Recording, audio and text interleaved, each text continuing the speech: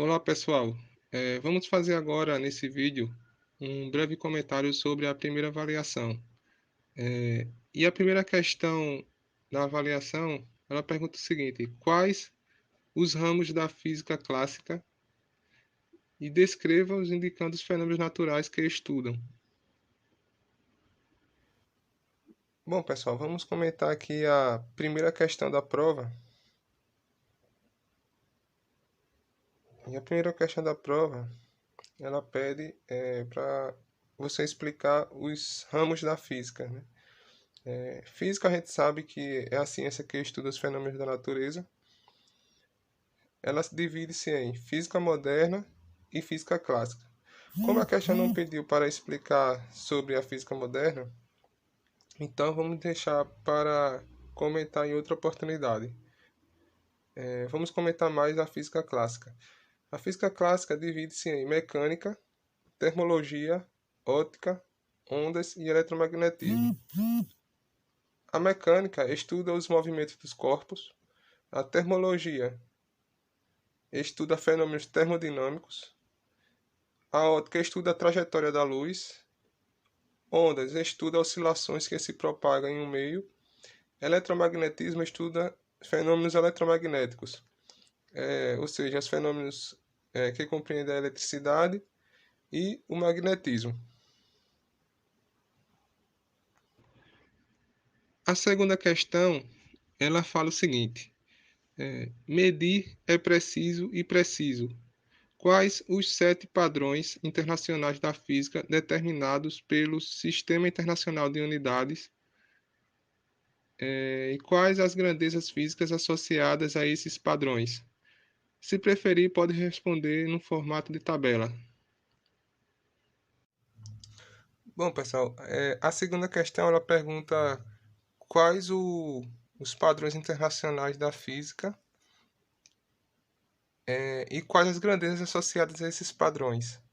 Bom, os padrões, os 7 padrões internacionais estudados na física, né, é o metro, medido representado pelo símbolo M, quilograma, representado como kg, segundos, representado como S, ampere, representado como A, Kelvin, representado como K, mol, representado como o próprio mol, e a candela, representada como CD. E as grandezas associadas a esses padrões são comprimento, massa, tempo, corrente elétrica, temperatura, quantidade de matéria e intensidade luminosa, respectivamente. Essa é a segunda questão. A terceira questão, ela fala o seguinte: sobre o estudo do movimento, Galileu e Newton concluíram, cada um à sua época, que existem dois estados cinemáticos: movimento e repouso. Na situação a seguir, indique o estado do movimento dos observadores A, B e C. A situação é a seguinte: numa estrada retilínea, dois observadores A e B estão dentro de um ônibus que desloca-se a uma velocidade de 60 km por hora em relação à estrada, enquanto um terceiro observador C está sentado em um banco num ponto de ônibus paralelo à estrada. Podemos afirmar que, letra A, qual é o estado de movimento de A em relação a B? Letra B, qual o estado de movimento de B em relação a C? Letra C, qual o estado de movimento de C em relação a A? E letra D, qual o estado de movimento de A e B em relação ao ônibus? Justifique cada uma das respostas. Bom, pessoal, a terceira questão, ela, ela fala a seguinte situação, que o ônibus está em uma estrada retilínea e tem dois observadores, A e B, dentro do ônibus. Aqui está representando a situação. Observador A, observador B, e um observador C localizado sentado em um ponto de ônibus, fora do ônibus. Aqui está representando a situação. A letra A, ela pergunta qual o estado do movimento de A em relação a B? Ora, A está dentro do ônibus e B também está dentro do ônibus. Como A não se movimenta em relação a B, então A está em repouso em relação a B. A letra B pergunta qual o estado do movimento de B em relação a C. Ora, em relação a C, o observador B está com a mesma velocidade do ônibus. Então, ele se movimenta, né? Como se movimenta? Então, o estado de movimento de B em relação a C é movimento. A letra C pergunta qual é o estado do movimento de C em relação a A. Ora, em relação a A, o observador C não se move, ele está sempre no mesmo local. Quem se move é o observador A, por estar dentro do ônibus. Então, o estado do movimento do observador C em relação a A é repouso. E a letra D pergunta qual o estado do movimento de A e B em relação ao ônibus. Ora, A e B está com a mesma velocidade do ônibus. Em relação a C, A e B estão em movimento. Só que em relação ao ônibus, A e B estão em repouso.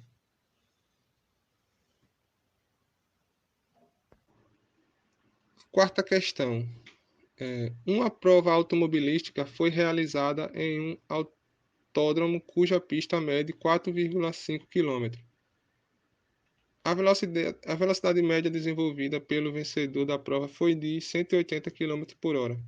E a prova durou para esse corredor 1 hora e 15 minutos. Responda os itens a seguir. Alternativa A. Letra A. O comprimento da pista em metros. Letra B. O tempo de duração da prova para o vencedor em segundos.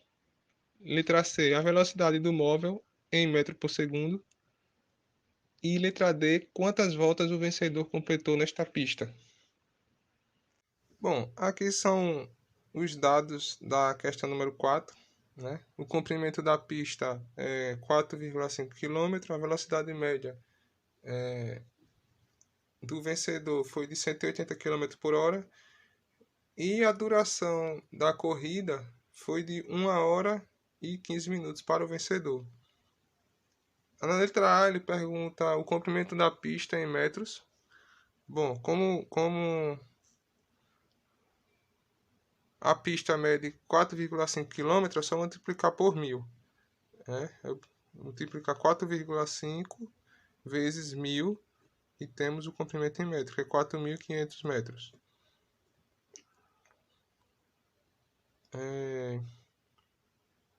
Letra B, ele pergunta o tempo de duração da prova para o vencedor em segundos.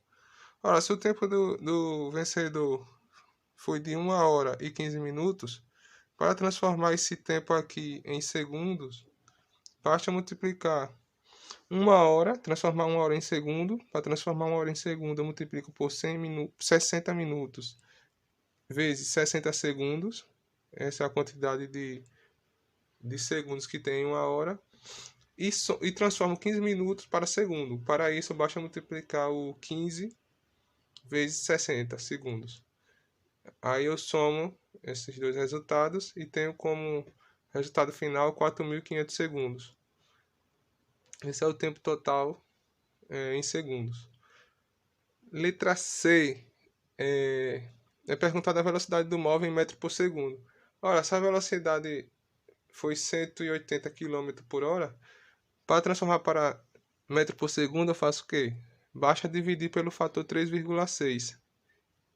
Efetuando essa divisão, 180 dividido por 3,6 obtém-se como resultado 50 metros por segundo.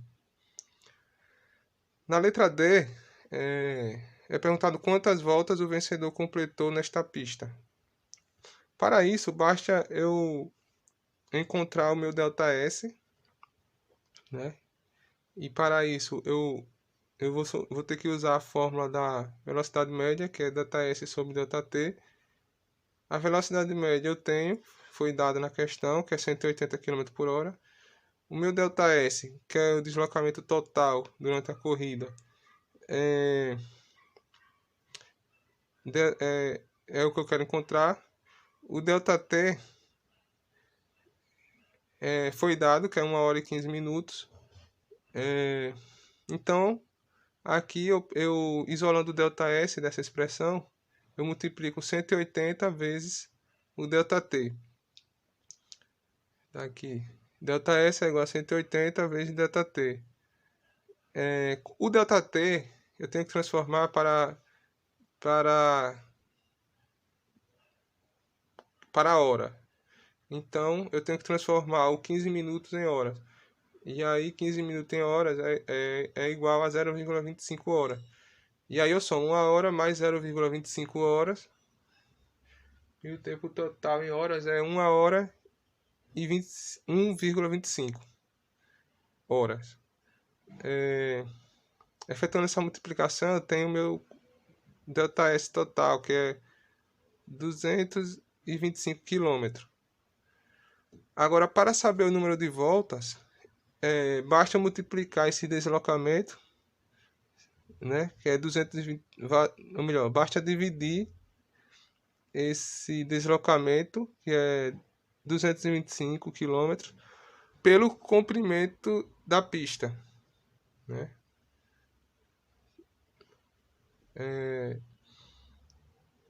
Que é 4,5 km. Então,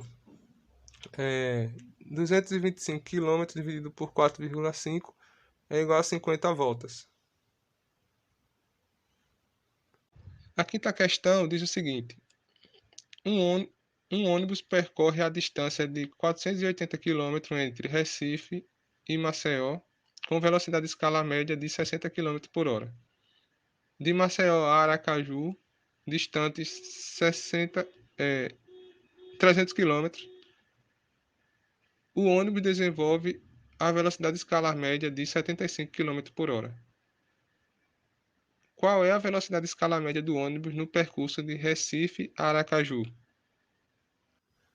Bom, pessoal, aqui é a quinta questão. Aqui está representando os dados, né, da quinta questão e o esquema que representa a situação, né? A situação é uma viagem de Recife para Aracaju, sendo que o ônibus passa por Maceió. Então, esses pontos vermelhos aqui representam as cidades, né? Aqui Recife, Maceió e Aracaju. A distância de Recife para Maceió foi de 480 km. V1 aqui como sendo a velocidade que o ônibus teve de Recife para Maceió foi de 60 km por hora. E o ΔT1 não foi dado, eu preciso calcular ele. Essa outra situação aqui representa a distância de Maceió para Aracaju, são de 300 km. V2 aqui como sendo 75 km por hora. E o ΔT2 eu vou calcular ele também. Aqui é o meu tempo total de viagem. ΔT é igual a ΔT1 mais ΔT2. Para encontrar o ΔT1, eu preciso usar a fórmula da velocidade média, que é o ΔS sobre ΔT. V1 aqui é o trecho de Recife-Maceió. ΔS1 é como sendo a distância de Recife para Maceió. E o ΔT1 eu quero encontrar. Então, eu isolo o ΔT1 e divido 480 dividido pela velocidade, que é 60 km por hora. Isso dá um resultado de 8 horas. Aqui, ΔT1 são 8 horas. Bom, vamos calcular agora o ΔT2. Para isso, eu vou usar aqui a fórmula da velocidade média mais uma vez. Representei aqui como sendo V2 a velocidade do trecho, a velocidade do ônibus que percorreu o trecho de Maceió para Aracaju. ΔS2 a distância de Maceió para Aracaju e ΔT2 é o tempo que eu quero encontrar. Para isso, basta isolar o ΔT2 e dividir 300 km por 75 km por hora. Isso dá um resultado de 4 horas. ΔT2 são 4 horas. Bom, agora basta, para encontrar o ΔT total, que é o tempo de viagem de Recife para Aracaju, basta eu somar o ΔT1 mais o ΔT2. E agora, para encontrar a velocidade escalar média do percurso Recife-Aracaju, eu preciso somar o ΔS1 e o ΔS2, que é a distância de Recife para Maceió e a distância de Maceió para Aracaju, né? Tá aqui, 300 mais 480 dividido pelo ΔT total, que é o ΔT1 mais o ΔT2. ΔT1 é 8 e o ΔT2 são 4 horas. Isso é igual a 300 mais 480 é igual a 780 dividido por 8 mais 4, que é 12. Então, dividindo 780 dividido por 12, eu tenho a velocidade escalar do percurso Recife Aracaju, eu tenho a velocidade escalar média de 65 km por hora.